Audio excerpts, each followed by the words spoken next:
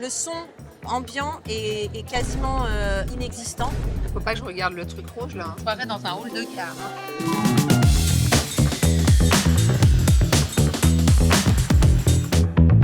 Caroline Klingebiel, bonjour. Bonjour. En quoi les nouveaux outils de diagnostic permettent-ils aujourd'hui d'éviter le test de provocation orale, longtemps incontournable en allergologie alimentaire? Le test de provocation orale reste toujours le test de référence, de moins en moins utilisé parce que la méthodologie employée a permis d'avoir des données sur la précision diagnostique des tests et maintenant on est dans la démarche, on n'a plus besoin d'aller jusque-là, jusqu'à provoquer les enfants. On peut poser le diagnostic dès qu'on a les résultats d'un test biologique. Ces recommandations marquent un tournant. On passe d'une prise en charge passive à une approche active et personnalisée. Concrètement, qu'est-ce que cela change pour les patients allergiques et leurs familles?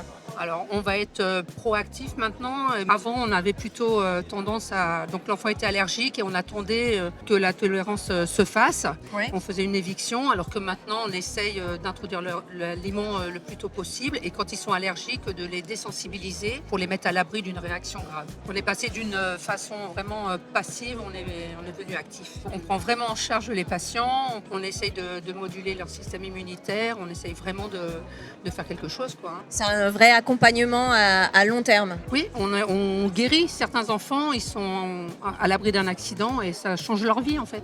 Merci beaucoup d'avoir répondu à nos questions, c'était un plaisir. Bonne journée à toi. Merci.